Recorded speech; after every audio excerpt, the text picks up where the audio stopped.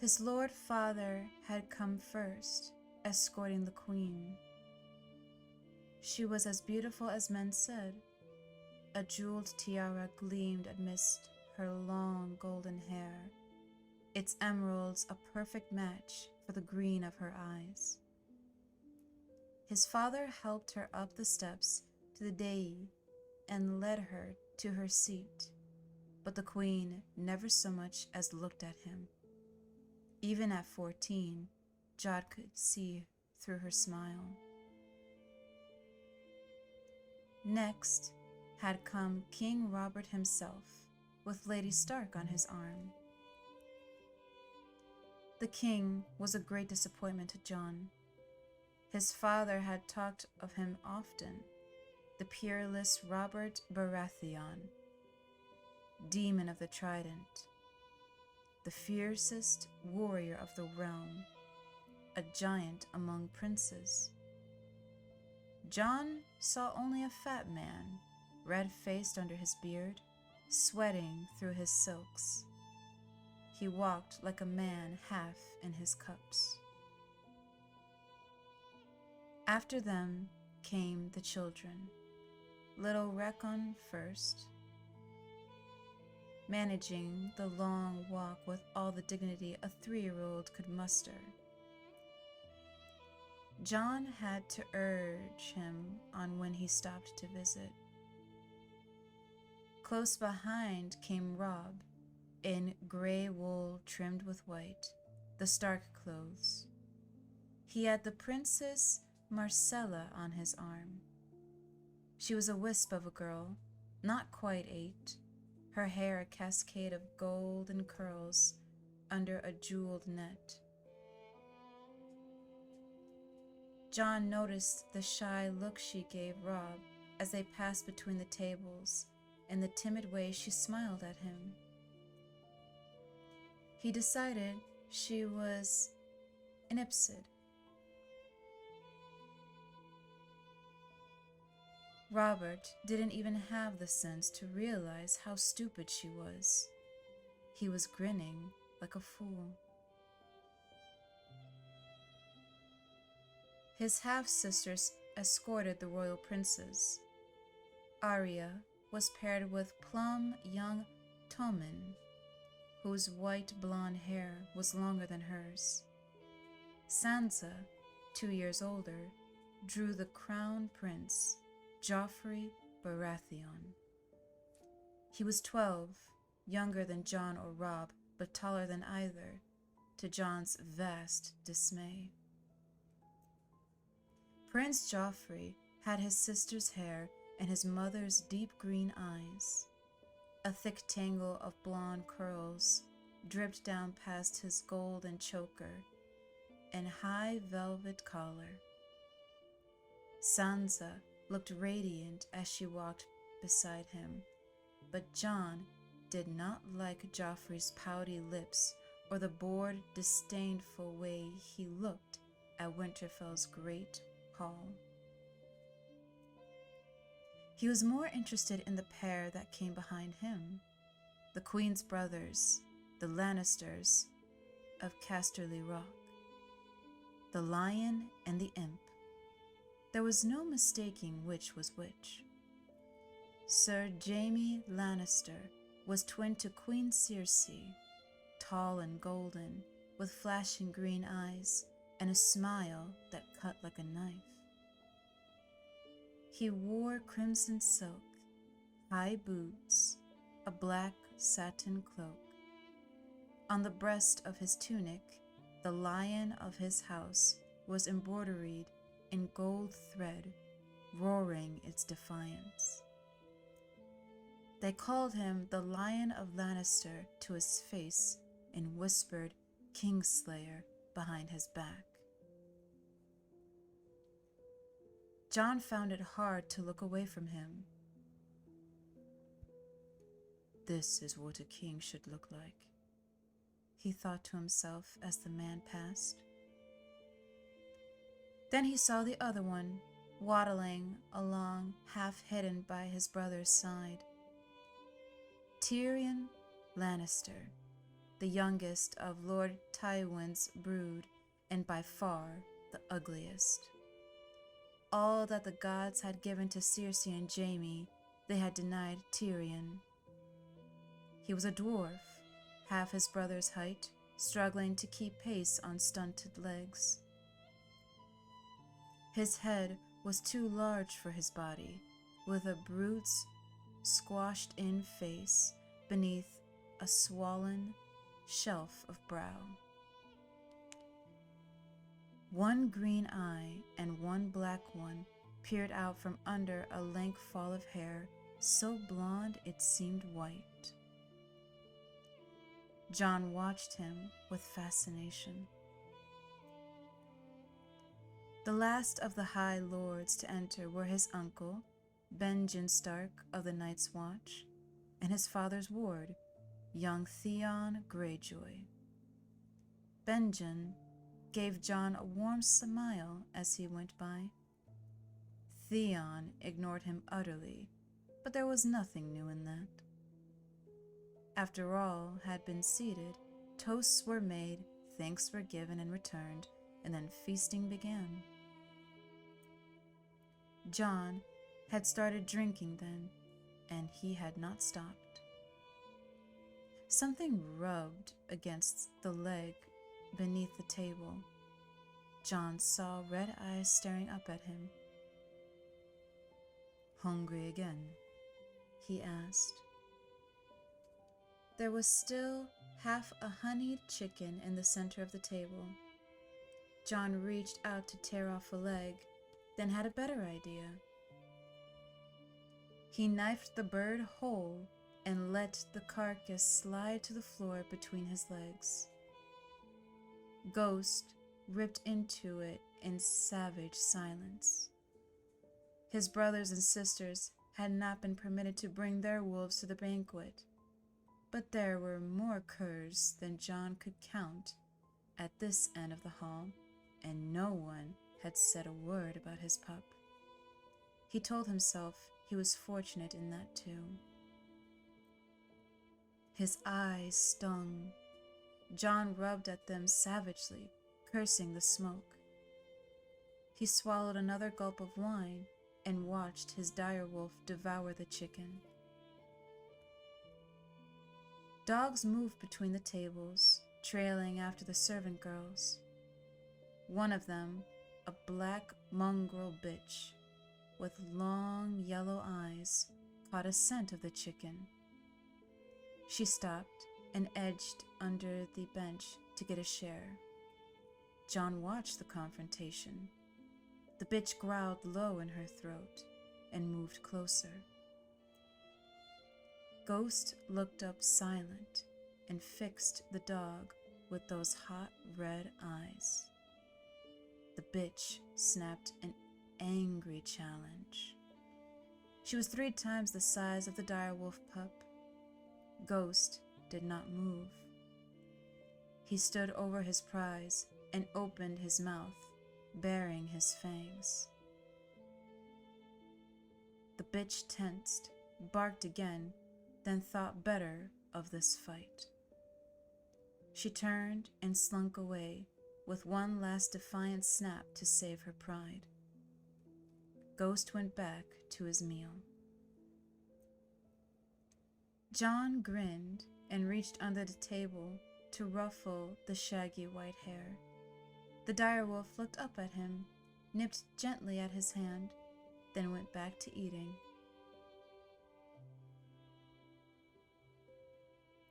"Is this one of the direwolves I've heard so much of?"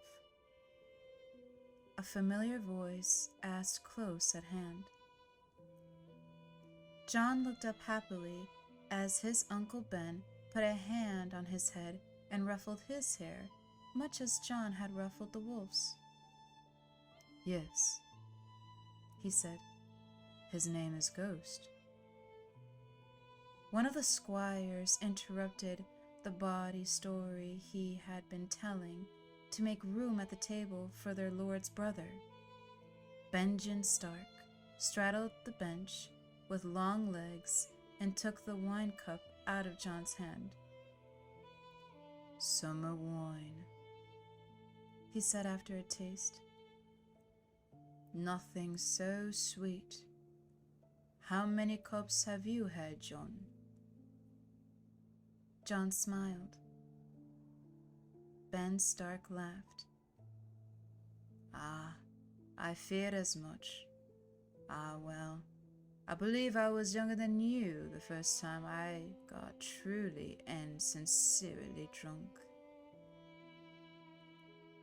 He snagged a roasted onion, dripping brown with gravy, from a nearby trencher, and bit into it. It crunched. His uncle was sharp-featured and gaunt as a mountain crag, but there was always a hint of laughter in his blue-gray eyes. He dressed in black, as befitted a man of the night's watch. Tonight, it was rich black velvet with high leather boots and a wide belt with a silver buckle. A heavy silver chain was looped around his neck. Benjen watched Ghost with amusement as he ate his onion. "A very quiet wolf," he observed. "He's not like the others," John said. "He never makes a sound. That's why I named him Ghost. That, and because he's white. The others are all dark, gray or black." "There are still dire wolves beyond the wall. We hear them on our rangings." Benjen Stark gave John a long look. "Don't you usually eat at a table with your brothers?" "Most times," John answered in a flat voice. "But tonight, Lady Stark thought it might give insult to the royal family to seat a bastard among them." "I see." His uncle glanced over his shoulder at the raised table at the far end of the hall. "My brother doesn't seem very festive tonight." John had noticed that too. A bastard had to learn to notice things, to read the truth that people hid behind their eyes. His father was observing all the courtesies, but there was tightness in him that John had seldom seen before. He said little, looking out over the hall with hooded eyes, seeing nothing. 2 seats away, the king had been drinking heavily all night. His brood face was flushed behind his great black beard. He made many a toast, laughed loudly at every jest, and attacked each dish like a starving man. But beside him, the queen seemed as cold as an ice sculpture. "The queen is angry too," John told his uncle in a low, quiet voice. "Father took the king down to the crypts this morning. The queen didn't want him to go." Benjen gave John a careful, measuring look. "You don't miss much, do you, John? We could use a man like you on the wall." John swelled with pride. "Rob is a stronger lance than I am, but I am better sword, and Holland says I sit a horse as well as anyone in the castle." "Notable achievements." "Take me with you when you go back to the wall," John said in a sudden rush. "Father will give me leave to go if you ask him. I know he will."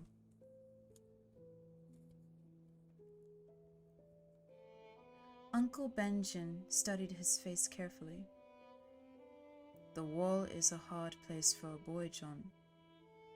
I am almost a grown man." John protested. "I will turn 15 on my next name day, and Meister Lewin says bastards grow up faster than other children." That's true enough, 𝘕𝘰𝘠 said, with a downward twist of his mouth. He took John's cup from the table, filled it fresh with a nearby pitcher, and drank down a long swallow. Darian Targaryen was only 14 when he conquered Dorne, John said. The young dragon was one of his heroes. A conquest that lasted a summer, his uncle pointed out. Your boy king lost 10,000 men taking the place, and another 50 trying to hold it. Someone should have told him that war isn't a game. He took another sip of wine. Also, he said, wiping his mouth, Darian Targaryen was only 18 when he died. Or have you forgotten that part? I forget nothing, John boasted. The wine was making him bold. He tried to sit very straight, to make himself seem taller. I want to serve in the Night's Watch, uncle. He had thought on it long and hard, lying abed at night while his brothers slept around him. Robb would someday inherit Winterfell, would command great armies as the Warden of the North. Bronn and Rickon would be Robb's bannermen and rule Holdfast in his name. His sisters, Arya and Sansa, would marry the heirs of other great houses and go south as mistress of castles of their own. But what place could a bastard hope to earn?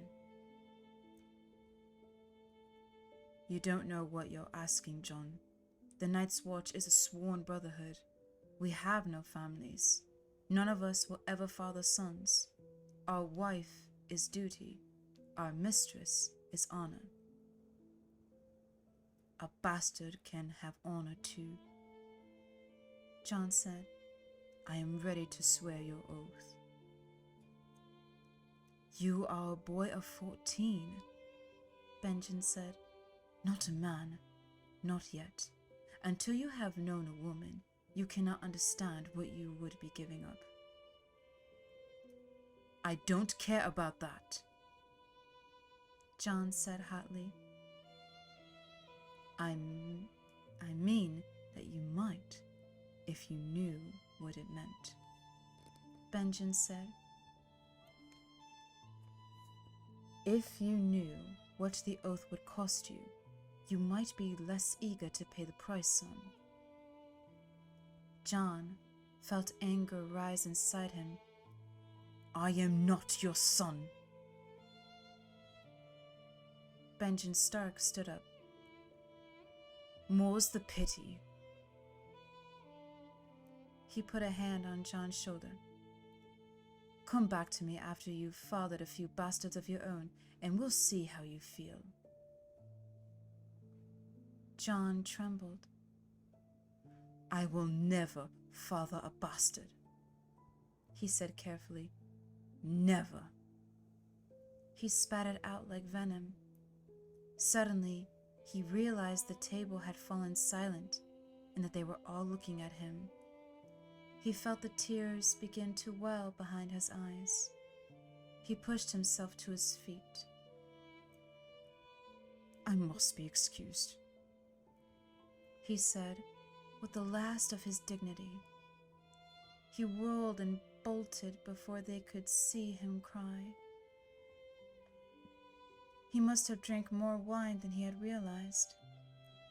His feet got tangled under him, and as he tried to leave, he lurched sideways into a serving girl and sent a flagon of spiced wine crashing to the floor. Laughter boomed all around him, and John felt hot tears on his cheeks. Someone tried to steady him. He wrenched free of their grip and ran, half blind, for the door. Ghost followed close at his heels, out into the night. The yard was quiet and empty. A lone sentry stood high on the battlements of the inner wall, his cloak pulled tight around him against the cold. He looked bored and miserable as he huddled there alone, but John would have traded places with him in an instant. Otherwise, the castle was dark and deserted.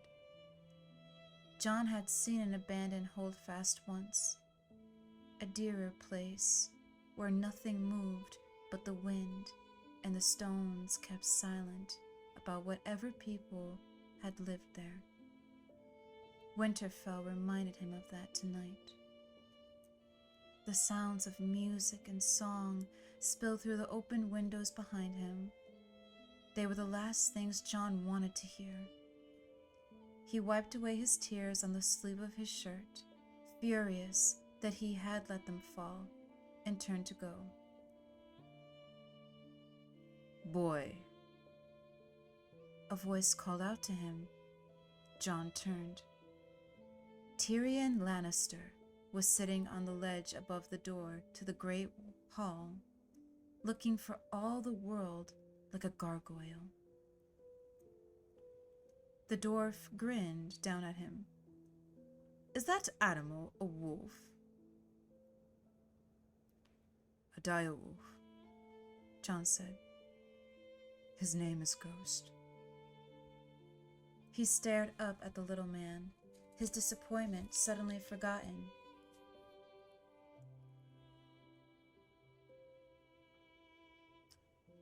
"What are you doing up there? Why aren't you at the feast?" "Too hot, too noisy, and I drunk too much wine," the dwarf told him. "I learned long ago that it is considered rude to vomit on your brother. Might I have a closer look at your wolf?" John hesitated, then nodded. "Can you climb down, or should I bring a ladder?" "Oh, bleed that," the little man said. He pushed himself off the ledge into empty air. John gasped, then watched with awe as Tyrion Lannister spun around in a tight ball, landed lightly on his hands, then vaulted backward onto his left. Ghost backed away from him uncertainly. The dwarf dusted himself off and laughed. "I believe I've frightened your wolf. My apologies." John said. He knelt and called out, "Ghost, come here. Come on. That's it." The wolf pup padded closer and nuzzled at John's face, but he kept a weary eye on Tyrion Lannister, and when the dwarf reached out to pet him, he drew back